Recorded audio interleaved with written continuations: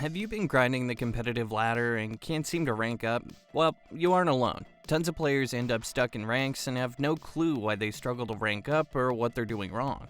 And you've probably heard all the typical excuses about smurfs, bad teammates, but this is one of the biggest traps that players fall into. By blaming your team and not realizing your own errors, you'll fail to identify what mistakes you're making and end up stuck in the lower elos for much longer than necessary. In fact, this is a huge problem in tons of games. It's also true that for Valorant, only 12% of the player base ever reaches Platinum. So in today's video, we're going to be showing you 8 tips that you need to hear if you want to speedrun all the way up the ranks. I'm going to be very blunt in this video. If you're anything under the rank of Diamond, your crosshair placement's probably not as good as you might think it is. If you watch any Radiant or Pro player, you'll notice their crosshair placement's always at head level even if they're peeking an enemy or on a different elevation. And when you have truly perfected your crosshair placement, every fight you take shouldn't require you to make a nasty flick to save your life. Once you have good crosshair placement, you should only need to be making micro adjustments to an enemy. Once you understand where head level is, you can implement what's called pre-aiming, which is when you place your crosshair where an enemy would be even before peeking the angle, and then you strafe out with your A or D key. Learning to take gunfights effectively with your pre-aim and crosshair placement is by far the most important part of improving at Valorant. At the end of the day, even if you make all the correct decisions up until the gunfight, if you end up missing your shots,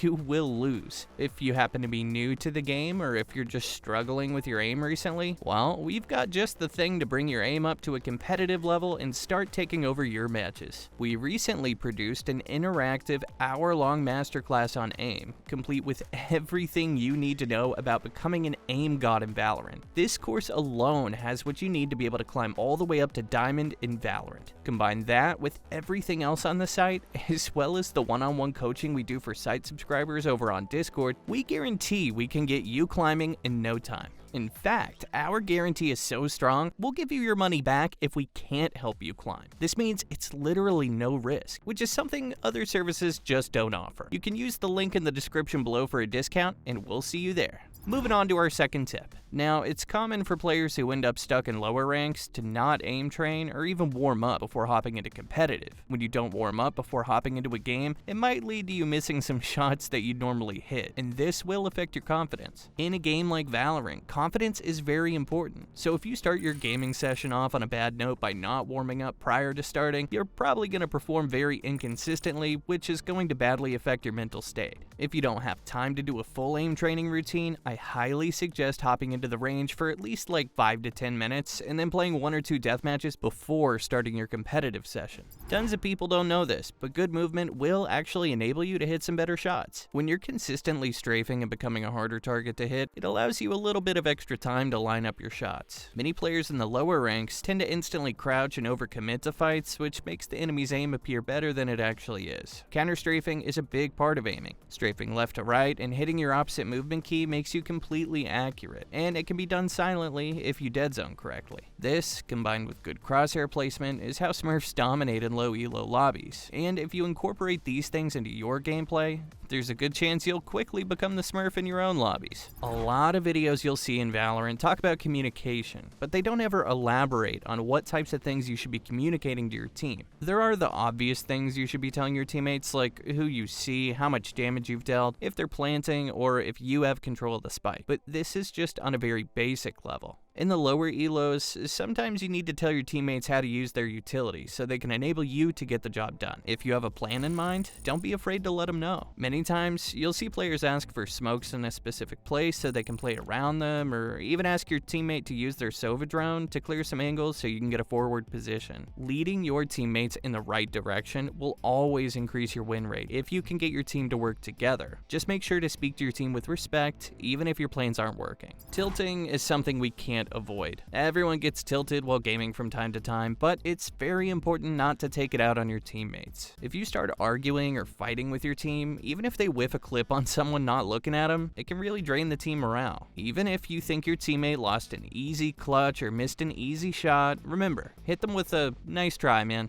In lower ranks especially, the player base tends to be more casual and will sometimes even throw the game if you're toxic, and this is why it's important to remember. The higher the team morale and the more confidence they have, the more likely they'll perform well, which will lead to an increase in your win rate. I'm sure many of you guys have had games where your teammates don't communicate with you at all, and before you know it, your whole team's dead and the spike's planted on the opposite side. This is why it's your job to be constantly looking at your minimap so you can spot players and utility your team failed to communicate to you. And even if your team isn't communicating, you can get tons of useful information through your minimap if you need to. There are also times where your teammates will spot enemies and not even realize it, so they won't communicate the enemy's location, but you can still see it pop up on your minimap. Being constantly aware of what's going on around the map can be extremely beneficial. It allows you to know what decision to make. If you see 5 players pushing A on your minimap, you know it's safe to run on a fast flank. So I suggest changing your minimap settings to enable you to see the entire map without having to open it up. First, you want to change your rotate settings to fixed. Then, set your fixed orientation to based on side. Next, change keep player centered to off and change your minimap size to around 0.8. And finally, change your minimap zoom to 1. I also suggest if you're a newer player to turn on show map region names so you can become more familiar with the callouts. Now, I'm sure most of you guys have had the experience of a lurking Reyna or a lurking Jet, and you just assume since a duelist has the best utility to entry, the game's just over. But you should never ever just give up the game due to these circumstances. In ranked, you'll never be able to control your teammates. So if your Reyna or Jet is lurking, make sure to switch up your playstyle. Initiators and Sentinels also can entry. You should start playing around your teammates' lurks and become the entry instead. Many players fall into the common trap that if their duelists aren't going to entry, they just stand and stare at the smokes. In order for your teammates' lurks to be the most efficient, you and your team need to apply pressure from wherever it is you're entering from. Duelist lurking isn't ideal, but it doesn't mean the game's over. You are the only constant in your own ranked games. So the next time you get a lurking Reyna on your team, make sure to keep in mind you still have the ability to be the X factor and win your team the game.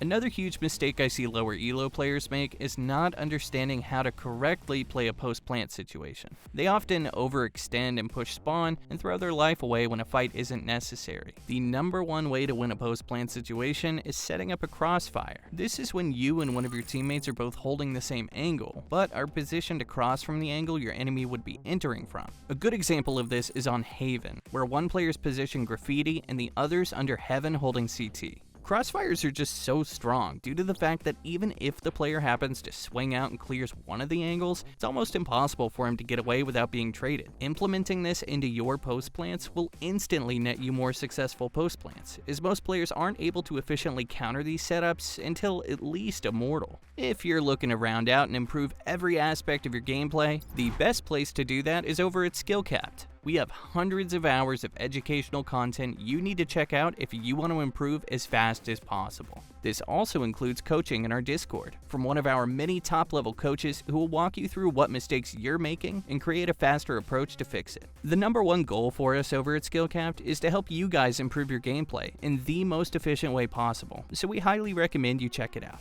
You can use the link in the description to get a sweet discount on your purchase, so make sure you sign up today and level up your gameplay super fast. And that's gonna do it for today's video. We do hope you enjoyed it. As always, thank you so much for watching, and we'll see you next time.